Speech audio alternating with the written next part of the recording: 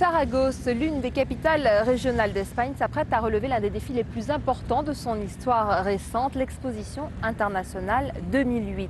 Un événement qui devrait attirer plus de 7,5 millions de visiteurs dans son enceinte et dont le thème est l'eau et le développement durable. Cette semaine a eu lieu la deuxième réunion préparatoire pour cette exposition dont l'inauguration aura lieu dans 11 mois, mais les travaux ont déjà commencé depuis mars 2006 sur une presqu'île cernée par l'Èbre. Présentation Jean-Christophe Dimino.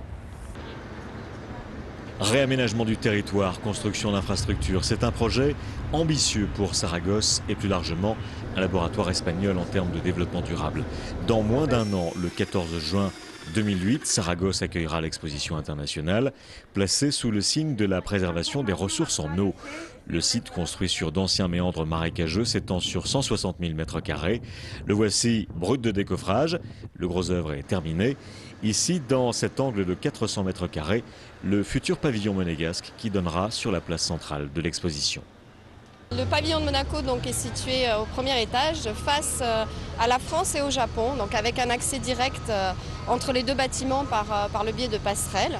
Et on a vraiment un emplacement je dirais, de premier plan puisqu'on donne sur l'allée centrale de l'expo, allée dans laquelle se déroulera tout au long de la journée des parades, des spectacles de rue. Donc on aura, je pense, une très bonne visibilité. Oui. On doit respecter donc le thème de l'expo qui est la sauvegarde des ressources en eau. Et donc au travers de ce thème, présenter le pays sous tous ses aspects, aussi bien culturels qu'économiques. Et Monaco a décidé de mettre l'accent sur la Fondation Albert II, bien évidemment, et sur les actions de coopération internationale que la principauté réalise depuis déjà de nombreuses années. Le thème choisi, l'eau et le développement durable, ainsi que la destination, semble avoir suscité l'intérêt des participants.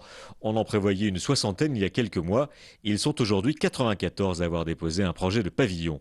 3000 ouvriers travaillent sans relâche pour finir dans les délais. Les gens ont compris que l'eau, pour que ça dure, justement, il faut que ça change, dans le sens qu'il nous faudra assurer l'avenir par une approche au développement qui soit compatible avec la préservation des ressources naturelles.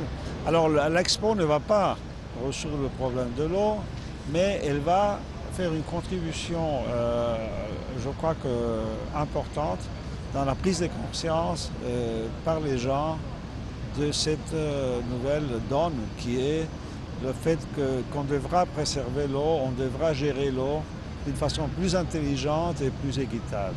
La future exposition internationale Saragossa 2008 qui se veut être un modèle en matière de développement durable. Une exposition qui se prépare donc depuis plusieurs mois et ce au quotidien avec l'enthousiasme du secrétaire général de l'exposition, Vicente González Los Tartales.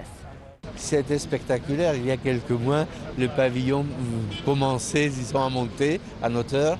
Maintenant, on a l'impression que c'est pratiquement fini. Bon, il y a encore les finitions, les installations, et tout ça prend du temps. Mais je pense qu'on est parfaitement dans le calendrier. Oui, je pense qu'il n'y a pas de petits pays dans les expositions, ni de grandes nations. Il y a des pays qui ont une bonne présentation, des pays qui ont une mauvaise.